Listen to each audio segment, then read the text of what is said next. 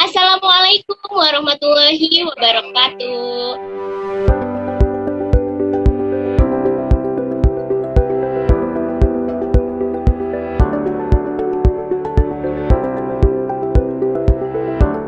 Assalamualaikum warahmatullahi wabarakatuh. Halo semuanya. Janis di acara Time to Oneself. Mencintai diri sendiri. Terima kasih. Gimana nih kabar moms dan pemirsa di rumah? Semoga semuanya dalam keadaan sehat walafiat dan baik-baik saja ya. Nah, kita sekarang akan menggunakan saya dan dua rekan sebagai narasumber yang sangat luar biasa, yaitu Nabila Aulia sebagai sumber dari perspektif agama. Halo, Kak Nabila. Hai. Assalamualaikum. Oke, mantap. Narasumber yang kedua adalah Medis. Halo. Hai Kak Putri. Terima kasih Kak Putri dan Kak Nabila telah dapat hadir di acara Talkshow. Pastikan bukan menjadi sebuah yang bagi memiliki hal yang diinginkan bagi setiap orang tua, terlebih tersebut kita dan berbakti kepada di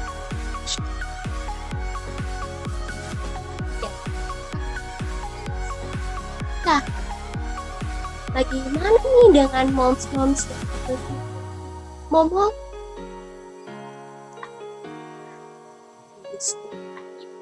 sebuah takdir atau justru itu ujian yang berikan kepada moms yang menantikan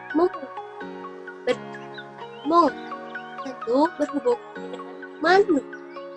Nih, kira-kira moms di rumah tahu nggak sih apa itu mandu? Mari kita simak ulasan mandul dari narasumber kita, yaitu Putri Sophia dari sisi kedokteran. Persilakan. Halo, saya Putri Sophia. Di sini saya akan mengupas sampai tuntas apa sih mandul menurut medis. Mungkin orang-orang udah nggak aneh ya sama kata mandul, apalagi di kalangan ibu-ibu. Tapi ada juga sebagian orang yang tidak paham apa sih mandul sebenarnya. Mandul artinya tidak memiliki anak. Laki-laki dikatakan mandul jika ia tidak bisa menghasilkan sperma atau sperma yang dihasilkan buruk, sehingga tidak mampu membuahi sel telur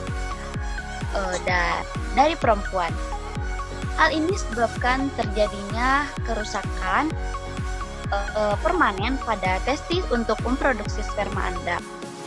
Sedangkan wanita dikatakan mandul ketika indung telur tidak dapat melepaskan telur, sehingga perempuan tidak bisa melepaskan telur untuk dibuahi. Walaupun begitu, fungsi seksual Anda tetap bekerja dengan normal. Namun sayangnya Anda tidak bisa mempunyai anak. Ya, kemandulan tidak bisa diatasi dengan cara apapun. Berbeda dengan ketidaksuburan ya ibu-ibu. Namun banyak orang yang menyangka ia mandul, padahal ia tidak subur. Kondisi ini membuatnya putus asa, sehingga ia lebih sulit untuk mempunyai anak. Jadi apabila ibu-ibu belum memiliki anak, jangan putus asa ya ibu-ibu. Itu yang membuat ibu-ibu sulit untuk lebih mempunyai anak lagi. Oleh karena itu, jika Anda belum mempunyai anak walaupun sudah beberapa tahun menikah, sebaiknya jangan terburu-buru mengatakan diri Anda mandul. Pastikan dulu kondisi Anda dengan memeriksanya ke dokter.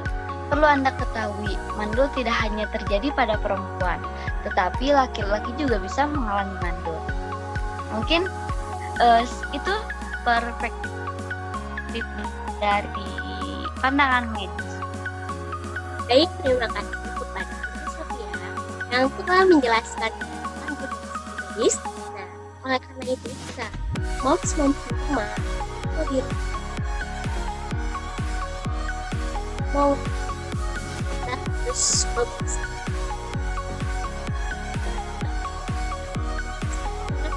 apakah ada gejala apa di dulu ya. Oke, narasumber yang kedua mungkin akan lebih menjelaskan mengenai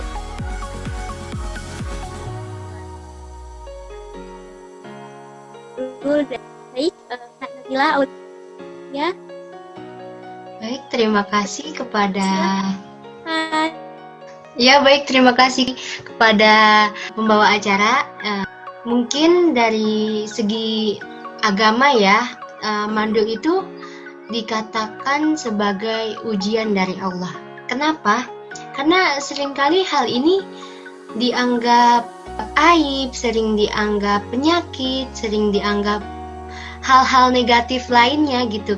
Nah, kenapa Allah memberikan ini? Karena ya sebagai ujian. Jika kita sabar untuk menghadapinya, kita bersyukur menghadapinya, mungkin kita juga akan dapat mengetahui hikmahnya, seperti yang ada dalam surat Al-Baqarah ayat 155 yang berbunyi, dan sesungguhnya akan kami berikan cobaan kepadamu dengan sedikit ketakutan, kelaparan, kekurangan harta, jiwa dan buah-buahan, dan berikanlah berita gembira kepada orang-orang yang sabar. Dari ayat ini kita dapat mengaplikasikan dalam kehidupan kita, seperti tadi mandul itu sendiri. Kita harus tahu apa musibah, ujian, cobaan yang Allah kasih kepada kita. Jangan sampai kita tahu nih, tapi kita tidak bersyukur, kita tidak mensyukuri nikmat yang Allah telah kasih gitu. Dari sini Allah memberitahu kita, seringkali kan orang lain tidak mampu ya menghadapi cobaan yang satu ini gitu, menguji keimanan kita itu seperti apa. Jadi jangan sampai sekali-kali kita berburuk sangka kepada Allah karena apa yang telah Allah beri. Jadilah hamba yang bersyukur, mensyukuri segala nikmat yang Allah telah kasih. Mungkin seperti itu. Terima kasih atas materinya, atas ilmunya. Semoga membantu moms kita. Amin. Jadi kita bisa berikhtiar pula kepada Betul sekali. itu saya dari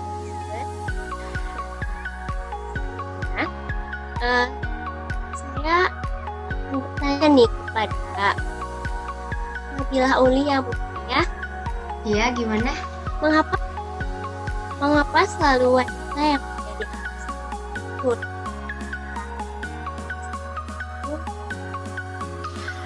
Mungkin dari pendapat saya sendiri ya, kenapa wanita yang sering dikatakan mandul?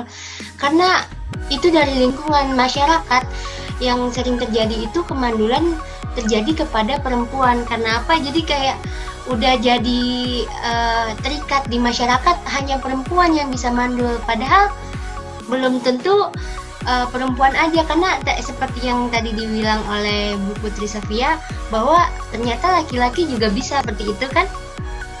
Iya, benar. Iya. Pria juga bisa dikatakan mandul dengan kondisi ini yang mendasarinya. Kemandulan pria disebabkan oleh produksi sperma yang rendah, fungsi sperma yang abnormal, atau penyumbatan yang mencegah mengirimnya sperma, penyakit, cedera, masalah kesehatan kronis, pilihan gaya hidup dan faktor-faktor lain dapat berperan dalam penyebab kemandulan pria. Pada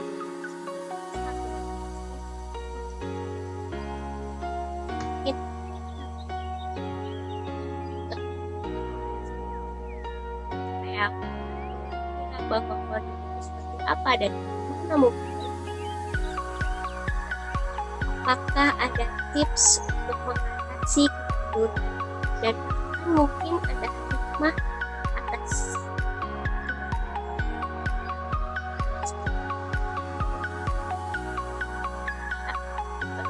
gitu yang cara agar cepat diberikan omongan. Mungkin Ibu Putri Safia dulu kali ya.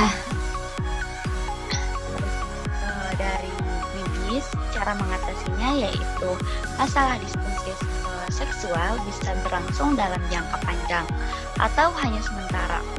Contoh masalah yang sementara adalah kondisi penurunan fungsi seksual ketika usai melahirkan.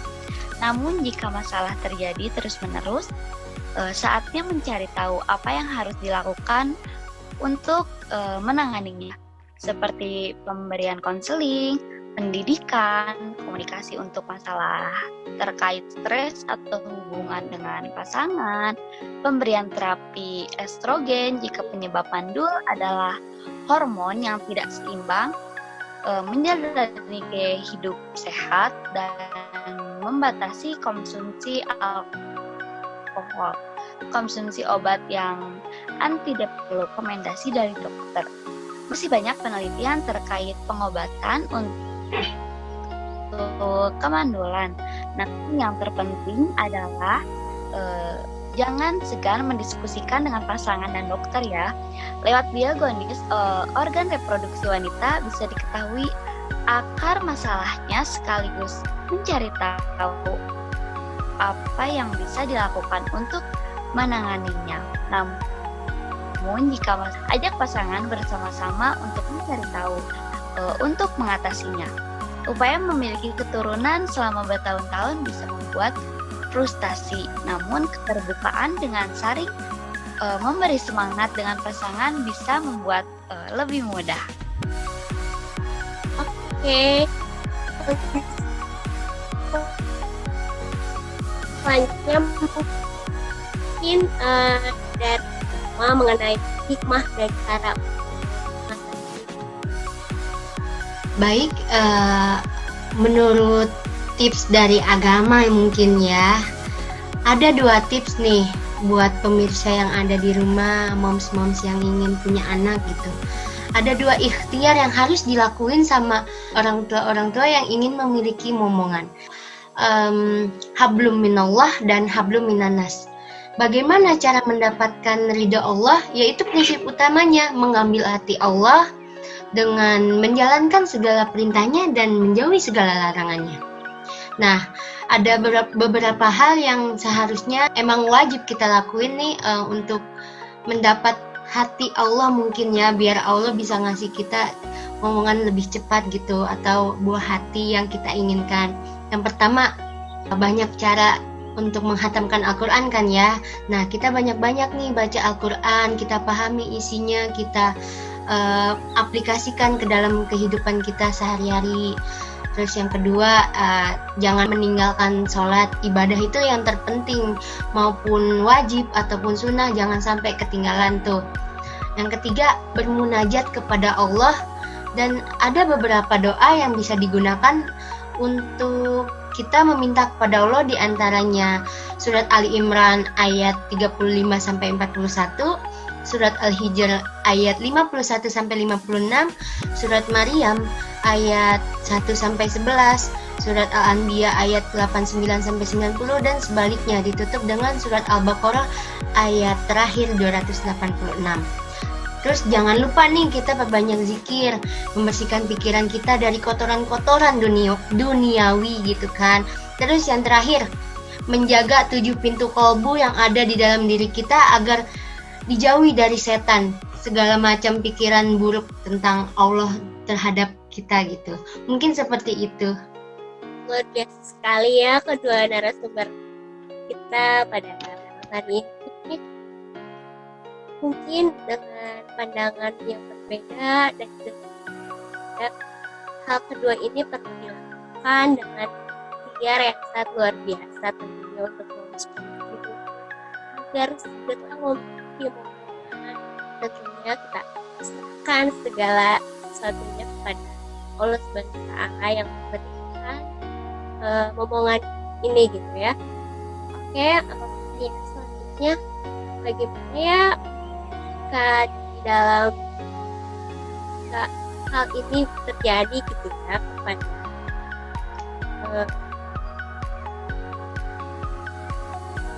orang yang terdekat dengan kita gitu. Itu harus seperti apa nih sebagai rekan, keluarga, apa gitu dalam medis, agama. Baik, Kak Putri, jawabnya. Oke.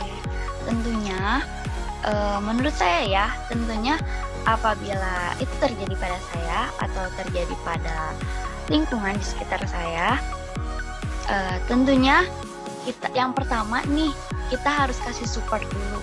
Yang pertama kita harus support orang-orang sekitar kita atau diri kita sendiri juga harus support diri kita sendiri. Karena kan apabila kita pasrah gitu aja, apabila kita lemah, itu yang membuat kita susah untuk mempunyai lagi momongan.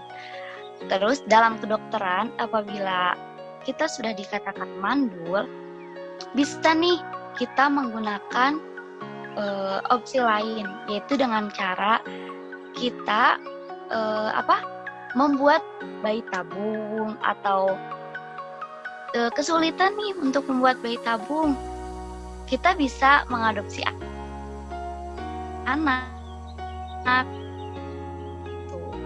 atau sebelum menikah. Kita hindari nih permasalahan di rumah tangga kita. Sebelum menikah, kita harus mengetahui dulu apakah di diri kita atau di diri suami kita memiliki penyakit mandul atau tidak. Jadi sebelum menikah sebaiknya kita periksakan dulu ya kepada dokter gitu. Lalu kalau misalkan sudah mengetahuinya nih, insya Allah nggak akan ada masalah apa-apa mungkin ya di dalam rumah tangga. Kan begitu? Ya baik, terima kasih Kak Putri. Mungkin Kak Nabila bisa tambahkan. Iya, betul sekali yang dibilang oleh Ibu Putri Sofia, itu udah lengkap banget ya. Yang pertama tuh kita harus saling mensupport satu sama lain, maupun diri kita sendiri ataupun orang lain. Kita sama-sama saling membantu, kita sama-sama saling memotivasi agar dia tidak down, kayak kenapa aku seperti ini. Kita kembali lagi, kita mengingatkan untuk selalu mengingat Allah. Karena apa? Karena itu ujian. Dan sebagai manusia kita harus bisa menghadapi segala ujian, cobaan yang Allah beri. Terus tidak lupa seperti yang tadi dibilang, sebelum kita mau lebih serius ke jenjang pernikahan, lebih baiknya tuh lebih sama-sama saling tahulah pasangan kita, atau kita harus tahu periksa diri gitu kan ke dokter. Gimana kesehatan kita tuh aman gak, subur gak, biar kesananya tuh bisa lebih lancar gitu hubungannya, jadi kayak lebih intim lah ya. Mungkin seperti itu aja dari saya. Sangat menarik bukan topik pada wanita. Gimana nih, masih pada semangat kah, atau perlu pertanyaan lagi, atau sudah cukup gitu? Tidak apa juga. Sebenarnya masih banyak mungkin ya, tapi kayaknya waktunya tidak mencukupi gitu ya. Mungkin kita bisa bertemu nanti di lain waktu. Aduh, sayang sekali. Setelah iya. Terasa juga. Padahal perbincangannya sangat seru. Tapi gak apa-apa, nanti kita ketemu lagi ya di acara selanjutnya. Baik sayang. Anis pamit undur diri. Sampai berjumpa lagi di acara Time to Oneself. Mencintai diri sendiri akan lebih indah.